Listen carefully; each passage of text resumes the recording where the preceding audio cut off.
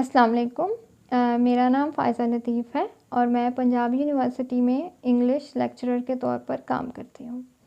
इस चैनल पर हम ये सीखेंगे कि जो हमारे स्टूडेंट्स हैं जिनको इशू है कि उनकी जो बेसिक लैंग्वेज है वो किसी वजह से, जैसे कि पुअर स्कूलिंग की वजह से या लैक ऑफ फैसिलिटीज़ की वजह से या किसी उर्दू मीडियम स्कूल में पढ़ने की वजह से जिनकी बेसिक इंग्लिश जो है वो कॉन्सेप्ट इतना ज़्यादा अच्छा नहीं है, बिल्ड नहीं है, उनको जो है बेसिक जो स्ट्रक्चर्स हैं उनमें भी प्रॉब्लम्स हैं। तो हम इस चैनल पर डिफरेंट जो बेसिक इंग्लिश के स्ट्रक्चर्स हैं उनको डील किया करेंगे। In this particular video we are going to start the first lecture that will be regarding the basic English. So you can say that this is basic English course जिसका जो है आज first lecture है, first video है। सबसे पहले तो हम बात करेंगे कि जी जो इम्पोर्टेंस है इंग्लिश लैंग्वेज की। एज़ यू ऑल नो कि जो हमारा सर्कल है ऑल सारी दुनिया में बहुत ज़्यादा लोग एक दूसरे के करीब आ गए हैं। दुनिया जो है ग्लोबलाइजेशन की तरफ मूव कर रही है, टेक्नोलॉजी की तरफ मूव कर रही है और जो कंट्रीज़ का एक दूसरे के साथ जो इंटरेक्शन है वो बहुत ज़रूरी भी हो गया है और रिक्वायर्ड भी है। तो इसके लिए जो सबसे बड़ा बैरियर है वो है लैंग्वेज। अच्छा, अब एक फैक्टर तो ये कि जी जब लैंग्वेज पर इतना ज़्यादा फोकस किया जाता है, हमें 1 क्लास से इवन नर्सरी क्लास से इंग्लिश पढ़ाई जाती है, तो हमारे ज़्यादातर बच्चों को इंग्लिश क्यों नहीं आती? द रीज़न इज़ कि जो हमारे स्कूल्स हैं they are lacking in resources, in facilities. जो हमारा करिकुलम है वो कुछ इस तरह से डिज़ाइंड है कि वो सिर्फ लर्निंग को डील नहीं करता बल्कि वो रटलाइजेशन, मेमोराइजेशन और रोट लर्निंग पर डिपेंड करता है। आप मैट्रिक और इंटर तक जब स्टूडेंट को हर चीज़ जो है वो मेमोराइज़ करके इंग्लिश में दे रहे हैं, उसका एग्ज़ाम भी उसी का ले रहे हैं, तो कैसे आप एक्सपेक्ट करते हैं कि जब वो ग्रेजुएशन लेवल पर आएगा तो वो बिल्कुल उसकी जो इंग्लिश राइटिंग है या रीडिंग है वो सब क्रिएटिव हो जाएगी, उसे बहुत अच्छे से लिखना आ जाएगा? This is not possible. तो ये तो हमारी सोसाइटी के कुछ फ्लॉज हैं जहाँ पर हम लैक करते हैं, बट ऐसा पॉसिबल भी नहीं है कि हम जो है वो डिफरेंट हमें रिसोर्सेज अवेलेबल हों, जिस तरह से इंटरनेट है, यूट्यूब चैनल्स हैं और बहुत सी ऐसी बुक्स हैं जो कि आपको जो है वो बेसिक इंग्लिश आपकी कवर कर सकती हैं। तो इसलिए जितनी जल्दी आप स्टार्ट कर लें इसको लर्न करना, उतना ज़्यादा जो है आप एक तो आपका जो ट्रैक है वो बड़ा फास्ट हो जाएगा, क्योंकि जो कम एज में, यंग एज में लर्निंग होती है वो बहुत ज़्यादा जब एज चली जाती है तो उसमें वो जो लर्निंग का प्रोपोर्शन होता है आपका वो बहुत कम हो जाता है। तो इसलिए इम्पॉसिबल नहीं है, मैंने कहा कम हो जाता है। तो इसलिए क्या है कि आप जो है वो टाइम पर जैसे ही यू रियलाइज़ कि अब जो है मेरी जो एजुकेशन है वो इस लेवल पर मूव कर रही है कि मुझे एक्सपोजर लेना पड़ेगा कहाँ का, इंग्लिश लैंग्वेज का या किसी फॉरेनर का या कोई ऐसी स्किल है, तो आप फटाफट जो है फ़ौरन से इमीडिएटली आप अपनी ये जो स्किल है इसको डेवलप करने की कोशिश करें। अच्छा, हम जो है स्टार्ट करेंगे बिल्कुल जो बेसिक इंग्लिश है कि इंग्लिश का सिस्टम कौन सा सिस्टम है इंग्लिश लैंग्वेज का, उसमें कितने अल्फ़ाबेट हैं और उसमें जो है वो किस तरह से वाउल साउंड्स और कॉन्सोनेंट साउंड्स जो हैं वो मूव करती हैं। तो फर्स्ट इंग्लिश जो है वो एक अल्फ़ाबेटिक सिस्टम है। अल्फ़ाबेटिक सिस्टम का ये मतलब है कि इसकी जो बेस है, या जिस तरह से आप फर्स्ट लेक्चर जब इंग्लिश लैंग्वेज से आपका जो एक्सपोजर होता है वेरी फर्स्ट, तो उसमें आप क्या करते हैं, आपको ABC सिखाई जाती है। आपको वहाँ से पता चलता है कि इस लैंग्वेज में ये वाले कैरेक्टर्स होंगे और इन्हीं की मदद से ये लैंग्वेज बोली जाएगी और लिखी जाएगी। तो अल्फ़ाबेटिक सिस्टम होने की वजह से इसके अंदर जो है वो 26 अल्फ़ाबेट्स होंगे। 26 अल्फ़ाबेट्स जो है दे आर, इनको कैटेगराइज किया गया है 2 तरह की क्लासेस में, जिसमें एक क्लास तो है कॉन्सोनेंट्स की और दूसरी जो क्लास है दैट इज़ ऑफ वाउल्स। तो हमारे पास 21 जो हैं alphabets they are consonants and 5 alphabets are vowels. What is the difference between these two? इन दोनों में डिफरेंस जो है वो इनकी जो प्रोनाउंसिएशन है या इनकी जो आपके माउथ में फॉर्मेशन होती है, प्रोडक्शन होती है, वो डिफरेंट है। फॉर एग्ज़ाम्पल अगर आप बोलते हैं डी, प्रोनाउंस करते हैं डी, बी, तो आप ये देखते हैं कि जो ये आपकी एयर स्ट्रीम है या जो आपका माउथ है ये क्लोज होता है, B D, you can try.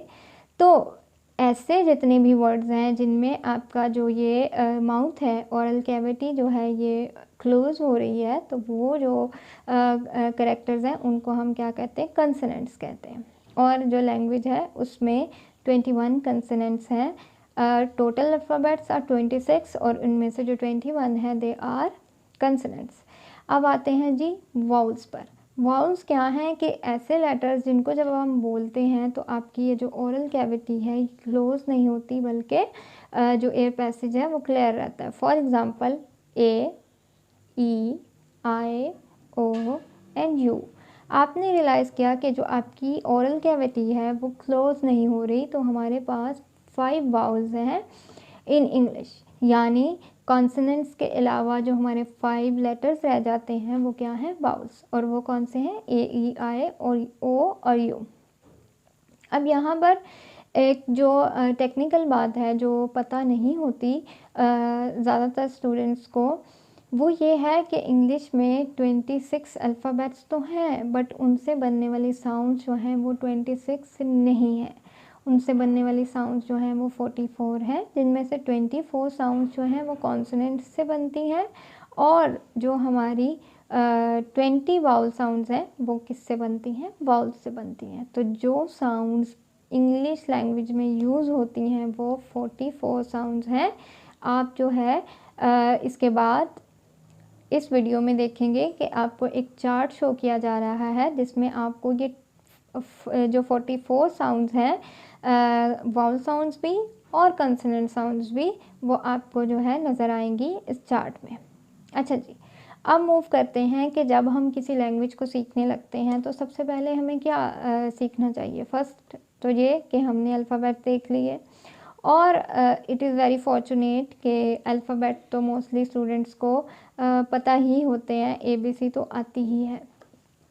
उसके बाद आता है जी एरिया, कि हम सबसे पहले स्टार्ट करते हैं पार्ट्स ऑफ स्पीच से। लेकिन उससे पहले एक ये मिसकंसेप्शन दूर करनी है कि जब भी स्पीच का वर्ड बोला जाता है तो जब आप इसको स्टूडेंट से पूछते हैं तो स्पीच की वो मीनिंग लेता है तकरीर, जिस तरह से हमने इस वर्ड को यूज़ किया हुआ है।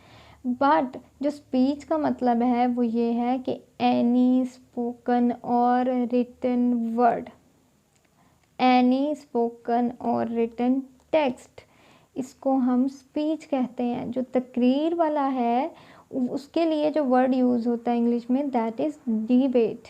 डिबेट स्पीच नहीं है। स्पीच क्या है? ये कोई भी रिटन या स्पोकन टेक्स्ट जो है ये स्पीच है। तो ये सबसे पहले तो आप अपनी ये मिस्टेक करेक्ट करें कि जी जो स्पीच है वो तकरीर को नहीं कहते, बल्कि वो जितने भी रिटन और स्पोकन टेक्स्ट हैं वो सब के सब क्या हैं? स्पीच है। For example, I am a boy, I am a girl, these are text. आप इसको रिटन में देख रहे हैं, आप इसको स्पोकन में बोल रहे हैं।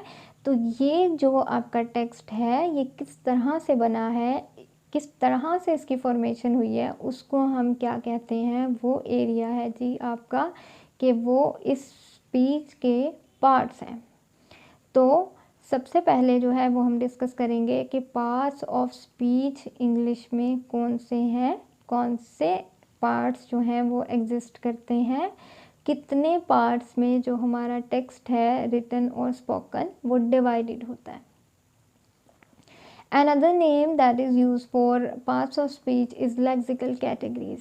Lexical means word, तो lexical categories means के words की जितनी भी classifications हैं तो उसको हम क्या कहते हैं? parts of speech कहते हैं। और there are some grammars जो कहती हैं कि जी 7 parts of speech हैं, 7 हैं, कुछ grammars हैं जैसे कि 8 हैं, कुछ grammars हैं जैसे कि 9 हैं। तो we will be studying all the 9 parts of speech and we will be looking at कि जी कौन सी ग्रामर्स जो हैं वो किस पार्ट ऑफ स्पीच को इंक्लूड करती हैं और किसको एक्सक्लूड करती हैं। तो चलिए सबसे पहला जो हमारा पार्ट है उसको हम डिस्कस करने जा रहे हैं और उसको क्या कहते हैं, नाउन। आप अपने बचपन से एक डेफिनेशन जो है वो सुनते आए होंगे कि noun is the name of a person, place और थिंग। बहुत छोटे बचपन में, छोटी क्लास में हम इसको जो है ना वो जिस तरह मेमोराइज़ करके तो याद करते रहे हैं, बट बहुत कम बच्चों को ये कॉन्सेप्ट होता है कि इसका क्या मतलब है। तो जी हाँ, नाउन्स जो हैं वो नेम्स हैं, नाम। आपको पता है दुनिया में जितनी भी चीज़ें हैं उनका कोई ना कोई नाम रखा हुआ है। हमने यूनिवर्स जितनी भी है उसमें हर चीज़ का जो है वो नेम है। तो उन सारे नामों को हम क्या कहते हैं कि वो नाम जितने भी हैं वो सब के सब नाउन्स हैं। तो इस अगर आप फैक्टर को देखते हैं, डेफिनेशन को देखते हैं, तो आप देखेंगे कि ये तो बहुत लार्जेस्ट कैटेगरी है। तो यू आर राइट के जो नाउन्स हैं वो पार्ट्स ऑफ स्पीच में लार्जेस्ट कैटेगरी हैं, बिकॉज कि ये सब नामों को दुनिया में क्या क्या चीज़ें हो सकती हैं, लोग हो सकते हैं तो पर्सन इंक्लूड हो गए, प्लेसेस हो सकती हैं तो प्लेस इंक्लूड हो गई, एनिमल्स हो सकते हैं, एनिमल्स भी इंक्लूड हो गए, थिंग्स हो सकती हैं, जैसे फिज़िकल थिंग्स होती हैं, नॉन लिविंग थिंग्स होती हैं, लाइट हो गया, मोबाइल हो गया, टेबल हो गया, चेयर हो गया, तो ये भी इनके भी नेम्स नाउन्स में आ गए। उसके बाद जो आपके आइडियाज़ हैं जिनको आप सोच सकते हैं बट टच नहीं कर सकते, फॉर एग्ज़ाम्पल आप कुछ सोचते हैं कि जी मैं बहुत इंटेलिजेंट हूँ, तो ये जो इंटेलिजेंस है ये क्या है, कोई नाम है ना किसी चीज़ का, बट वो चीज़ हमें नज़र नहीं आती। तो इसलिए हम एक और जो कैटेगरी अब इंक्लूड करेंगे ना उनकी डेफिनेशन में, वो कौन सी होगी, आइडिया की होगी।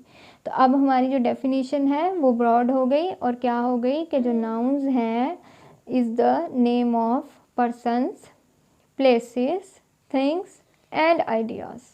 और अब इसकी एग्जांपल जो है वन बाय वन हम देखेंगे। पर्सन को अगर आप देखते हैं तो जिस तरह लोगों के नेम्स होते हैं, जैसे अली है, महा है, और जो बॉय है, गर्ल है, ये सब किस में आ जाते हैं, पर्सन्स में आ जाते हैं। उसके बाद प्लेसेस में अगर आप देखें तो सिटी है, कंट्री है, एरिया है, इस्लामाबाद है, लाहौर है, तो ये हमारे नाउन्स आ गए।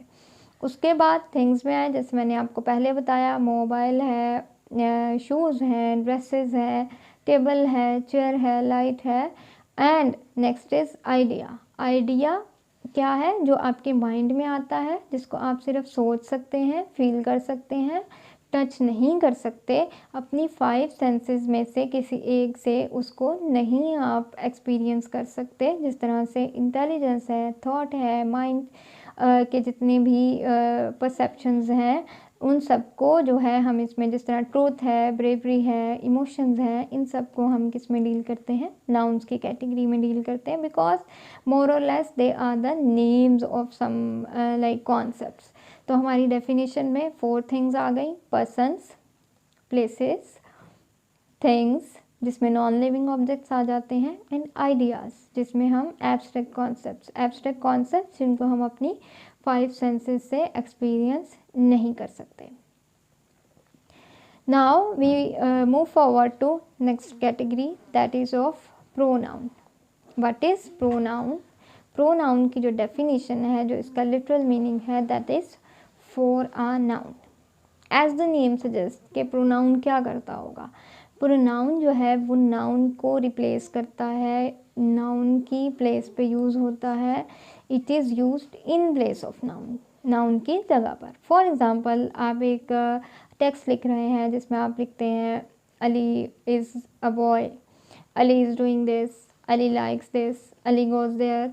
तो ये क्या होगा, ये आपके जो टेक्स्ट है, आपकी जो लैंग्वेज है, उसको बहुत ज़्यादा रिपीटिशन वाला और बहुत ज़्यादा जो है रिडंडेंट बना देगा। इस पर्पज़ के लिए क्या यूज़ होते हैं, प्रोनाउंस यूज़ होते हैं, ताकि हमें बार बार जो है वो इस तरह ऑकवर्ड तरीके से नाउन को प्लेस ना करना पड़े। तो प्रोनाउंस जो हैं वो हमारे पास किस तरह से आते हैं, वो हमारे पास 3 पर्सन्स के साथ आते हैं। First person pronouns, second person pronouns and third person pronouns. अच्छा, पहले हम बात करेंगे फर्स्ट पर्सन प्रोनाउंस के बारे में कि ये क्या होते हैं। फर्स्ट पर्सन जो प्रोनाउंस होते हैं वो the person who is speaking, वो बंदा, वो इंसान जो बोल रहा है, वो जो प्रोनाउन उसके लिए यूज़ होगा, यानी जो अपने लिए वो यूज़ करेगा, वो फर्स्ट पर्सन प्रोनाउंस होते हैं। और उनमें फर्स्ट पर आता है आई। जिस तरह से मैं बोल रही हूँ तो मैं अपने लिए जो प्रोनाउन यूज़ करूँगी दैट इज़ आई। और अगर मेरे साथ कोई और भी हो, हम प्लूरल हों, हम दो हों, दो से ज़्यादा हों, तो जो प्रोनाउन यूज़ होगा दैट इज़ वी, क्योंकि हम फर्स्ट पर्सन हैं, हम वो लोग हैं जो बात कर रहे हैं। उसके बाद आती है दूसरी category that is of second persons. अब मैं जिस शख्स से बात कर रही होंगी, जो मेरे सामने होगा, साइड पे होगा, जिससे मैं बात कर रही होंगी, तो वो मेरे लिए क्या होगा, तुम, या जो आप, जिससे मैं बात कर रही हूँ। तो एक कम्युनिकेशन जो एक्टिविटी होती है उसमें डायरेक्टली दो लोग इन्वॉल्व होते हैं, एक जो बोलने वाला और एक सुनने वाला। तो यहाँ पर जो सुनने वाला है दैट इज़ यू।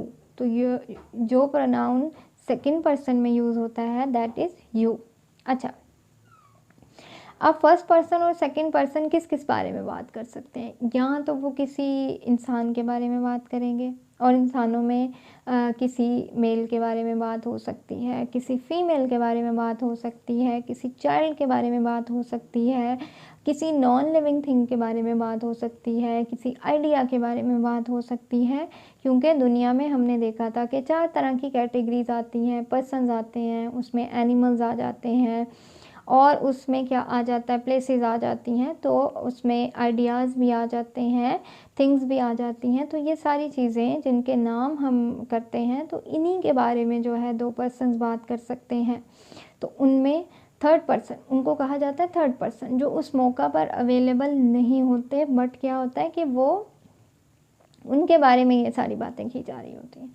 अगर वो मेल है और सिंगुलर है तो ही यूज़ किया जाएगा, अगर वो फीमेल है और सिंगुलर है तो शी यूज़ किया जाएगा।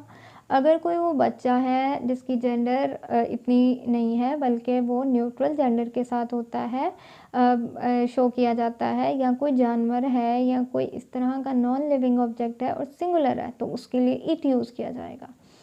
तो थर्ड पर्सन में हमारे पास आप वैरायटी देख सकते हैं, जेंडर की बेस पर हमारे पास वैरायटी अवेलेबल है, जो कि फर्स्ट पर्सन और सेकंड पर्सन में नहीं है।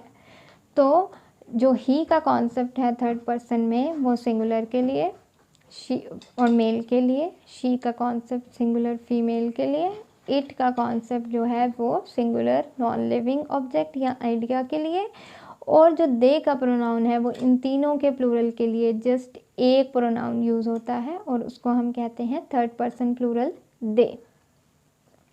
अब हमने देखा हमारे पास टोटल 3 पर्सन्स हैं, जिसमें आई है फर्स्ट पर्सन, वी भी फर्स्ट पर्सन है, यू है हमारे पास सेकंड पर्सन, थर्ड पर्सन में हमारे पास ही, शी, इट और दे हैं। अच्छा, अब हम ये देखते हैं, एक तो हमने देखा कि ये जो प्रोनाउंस हैं ये पर्सन सेंसिटिव हैं, यानी सब पर्सन्स के लिए एक ही प्रोनाउन यूज़ नहीं होता। उसके बाद दूसरी सेंसिटिविटी जो है वो जेंडर की बेस पर आती है, कि जेंडर भी अलग अलग है इन प्रोनाउंस की। तो जेंडर में जो चीज़ें आती हैं वो फर्स्ट पर्सन में, चाहे आपके कोई भी जेंडर हो, आप आई और वी ही यूज़ करेंगे अपने लिए। सेकंड पर्सन में भी आपकी कोई भी जेंडर हो, आप यू ही यूज़ करेंगे। लेकिन अगर थर्ड पर्सन में आपकी सिंगुलर है तो जेंडर आपको चेंज करना पड़ेगा, pronoun according to your gender. जिस तरह मैंने बताया, मेल्स के लिए ही, फीमेल्स के लिए शी, और न्यूट्रल जो है या नॉन लिविंग ऑब्जेक्ट्स के लिए इट। उसके बाद एक और जो इसमें सेंसिटिविटी है वो किस बेस पर होती है, नंबर की बेस पर, मीन्स सिंगुलर और प्लूरल की बेस पर। तो आप देखते हैं कि फर्स्ट पर्सन में आई सिंगुलर है, इसका प्लूरल जो है वो वी है। उसके बाद यू में ऐसी हमारे पास कोई सेंसिटिविटी नहीं है, यू सिंगुलर भी यू होता है और प्लूरल भी यू होता है। थर्ड पर्सन को अगर आप देखें तो यहाँ अगेन हमें नंबर की डिस्टिंक्शन मिलती है, डिफरेंस मिलता है। सिंगुलर के लिए 3 प्रोनाउंस हैं और प्लूरल के लिए एक प्रोनाउन है दैट इज़ दे। एक तो ये 3 सेंसिटिविटीज़ हो गई जो पर्सन की बेस पर, जेंडर की बेस पर और नंबर की बेस पर है।